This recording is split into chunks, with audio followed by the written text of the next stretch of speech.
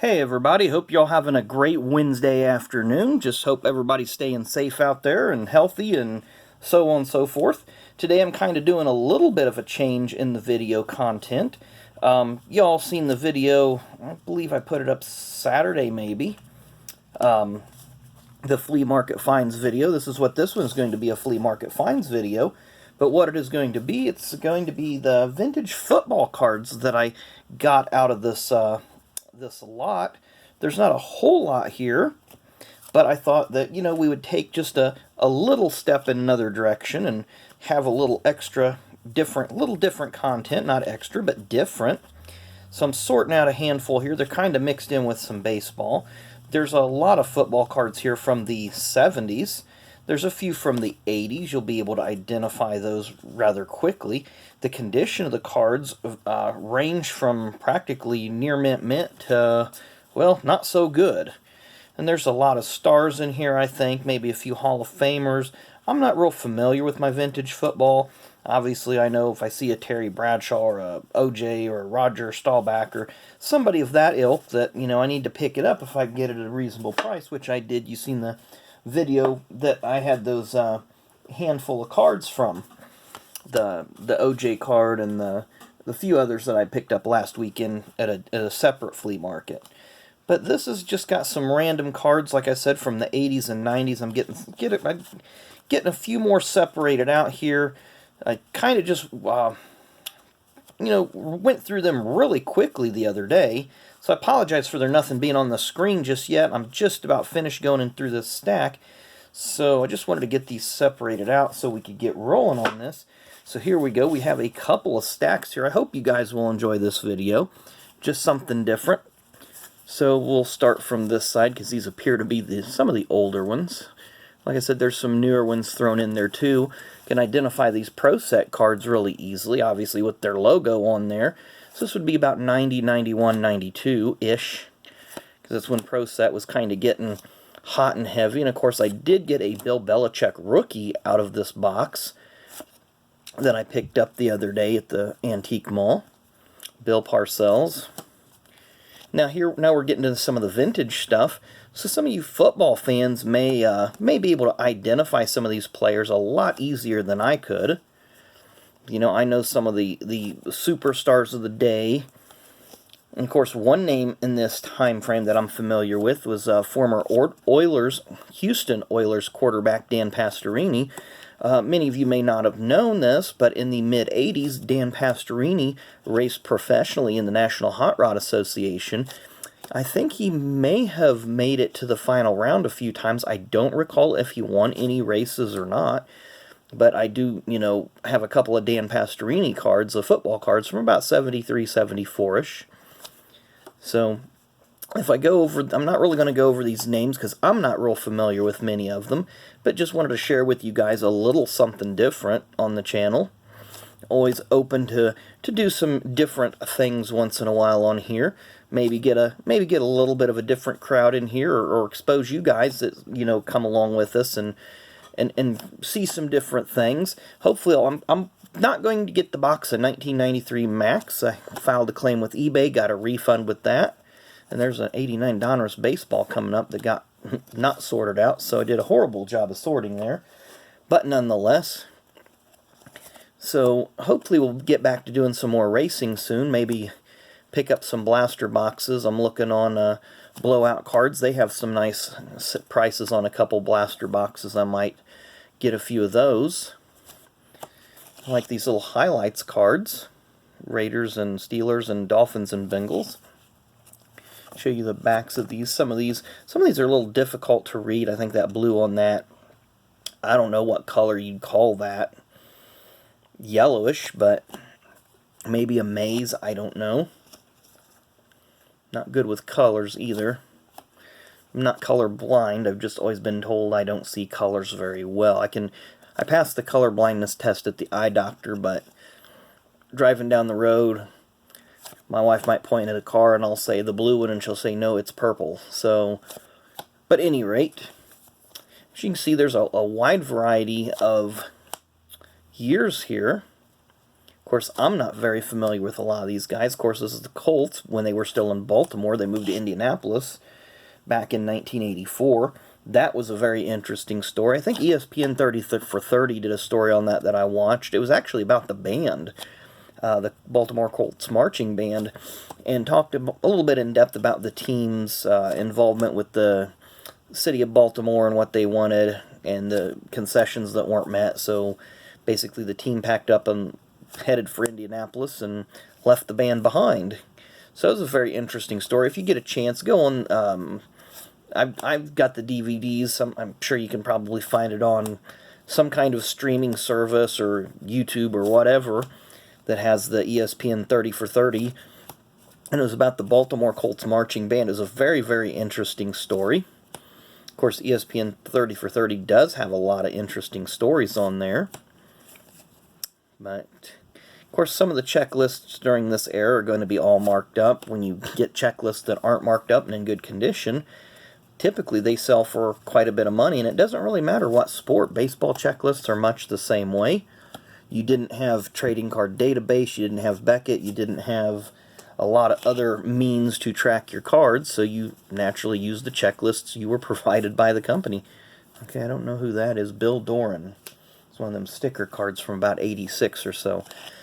So a lot of those are floating around this box. I got to get them sorted out.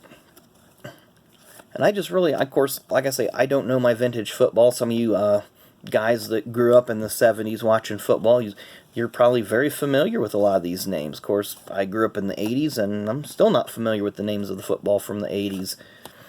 I can pluck out a few here and there. Of course, you'd have like Dan Marino, Joe Montana, etc., etc. But this was a whole different era here, these guys from the 70s. Seems like I've heard of Jack Ham before, but I could be wrong. So you can see lots of the corners on these are, some of them are kind of rounded, some of them are, not in the greatest of shape. If you see something here you like, let me know. I always have my email address up there on the board there, so always feel free to reach out if you have a question about something, because I do enjoy wheeling and dealing with you guys. I know Danny and myself, of Danny and Grays, we frequently have little trades and transactions and so on and so forth. Of course, I have a series of videos with the Jeff Gordon cards he was wanting to see. Once I get all the NASCAR driver cards organized, I'll be able to really do some other videos featuring drivers. Or I should say specific drivers. There's another one of them little Topps cards coming up. Got the Redskins. I thought it was a team card, but it's not. It was just a horizontally oriented card. I always like these cards. I think these are from 74, maybe? I want to say this is 74. My brother had a bunch of football cards he gave to me. It's a really funny story real quick. One year at Christmas dinner, we were at our grandparents' house, and I had just got into sports card collecting for about a year, and he come up to me and told me there's out in the garage there was a pool table, and underneath the pool table it had a little cabinet underneath of it that was built into it, and he told me if I could if I wanted to, I could go out there. There'd be a brown bag that'd have football cards in it. If I could get to it and find it, I could have them. And I was up bright and early next morning. Of course, it was Christmas break, so you want to sleep in. But I was up bright and early, about 7:30, in the garage, in my pajamas, 30 degrees outside, looking for football cards in the garage. That's not a football card, but we'll look at it anyway. So I was very excited when I found the bag. There was a great deal of cards in really good condition. So I had a lot of folks like, I had a couple of Terry Bradshaw cards, Roger Staubach, O.J. Simpson, Gale Sayers, Lyle Alzado, I can't remember how to say his name. Did find a couple of Dan Pastrini cards. So I was very excited for that little coup. Still have a few of the cards. I sold it or traded off most of those cards back in the day. So got a couple of baseball cards here still mixed in. So hopefully I can acquire some time to get some of these sorted through. There's a horrible miscut card. So if you're a miscut collector, I got a jewel for you right there. And I know sometimes I sold a lot of racing cards on eBay years ago, a miscut lot, because people just enjoy that. Some people consider it a variation, some people consider it junk. So it's all in how you view the hobby, and that is my opinion. It is a hobby. You collect what you want, how you want, when you want. So I collect a little bit of everything. Some things I buy to flip them, some things I buy for my PC, and some things I just use for trading. So it's all in how you see it. You can see a lot of different players. It'd be kind of interesting to see how many of these folks are still alive, and if they work with organized youth teams or high school football teams, or even if they're still involved with NFL or the teams that they played for. Again, I don't know my vintage football, so that's why I'm kind of just rambling here and filling some airtime, keeping the audio going at least. That way you guys just don't have a set of hands here that's flipping through cards. But as you see, there was quite a bit here, and like I say, it's a super monster box. So it's one of those 5-row boxes, and it was packed full of cards. Once I got there was a handful of packs that were opened, but they were not searched. They just had opened the packs and left all the cards in them for whatever reason. But once I got the cards separated and sorted out a little bit and so forth, it just took up 4 rows of the monster box. But the way I look at it, I paid $8 for the box, and a super monster box empty at a hobby shop runs you about $4. So I paid, in my opinion, $4 for a lot of cards, for about 2,500 to 3,000 cards. So I'm happy with my purchase. And I got just a few more, and there's a couple of more modern ones in here, obviously from the late 80s, early 90s. Not sure if the football excuse me, let's try that again. Not sure if the football junk wax era lines up with the baseball junk wax era, but we will see. These are, what brand are these? Those are, what brand? Oh, it's, I don't even know. I can't read it. I apologize. I got my contacts in, so I can't read the brand. I don't think it's Topps or Pro Set. The back looks like a score back, but it's not saying score on it, so I really couldn't tell you right offhand. Of course, we got another 89 Donruss cards floating around in here, so no worries on those. Those will go in my stack here in a little bit to want to build that set. Shouldn't have any problem building it. Got enough, open enough boxes and packs over the years. I've just kind of got them laying around. There's a couple 89 Upper Deck Commons thrown in there. Upper Deck Baseball, that is.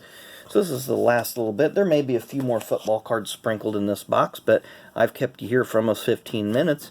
So I'm going to go ahead and wrap up these last few packs. Of course, I apologize if I missed any names. We've got some 89 Topps coming up that I missed there. But I apologize if I missed any superstars or Hall of Famers or legends. Just my knowledge of this era of football is almost nothing outside of maybe, like I said, O.J. Simpson, Roger Staubach, Terry Bradshaw, Gale Sayers, a handful of others maybe that I've heard of. These guys are all strangers to me. Got a Hank Aaron card. That's kind of fun. And that looks like about it. Got one stuck to the back of the Sports Flicks. Looks like about an 89 Topps, maybe. Let's see how good I guess that. I can't read it. Maybe you guys can. Looks like 88, perhaps. So not too far off. But there you see. I guess I've heard of Fran Tarkenton, but unfortunately that card has seen its better days. Do kind of like that design. Not sure what year it is. Maybe 71. So it's not too bad. Again, I'm happy with my purchase. So I just wanted to share with you guys some of the football cards. Go in a little bit of a different direction with this video. I'll probably do a racing video tomorrow. I don't know exactly what it's going to be. I do have one planned for Friday. Hopefully I get some blaster boxes or packs or something. I've been scouring all over eBay trying to find some good deals, and just really haven't seen anything that's piqued my interest yet. But I'm going to keep trying to make videos every day because I know you guys enjoy them, and I do appreciate that. So keep those subs coming, keep those likes coming, keep those comments coming. Let me know who I missed in the stack, or if you had a favorite player, favorite memory, or what have you. I do appreciate the comments when I do miss something, because I don't see very well with my contacts or my glasses in, and I don't know a lot of vintage football. But I just wanted to share with you guys. I hope you enjoyed this video. Come back and see us again tomorrow. Hopefully we'll be back on our track and do some racing videos or racing card videos. I do appreciate you guys watching. Thanks for hanging in there, and we will see you tomorrow.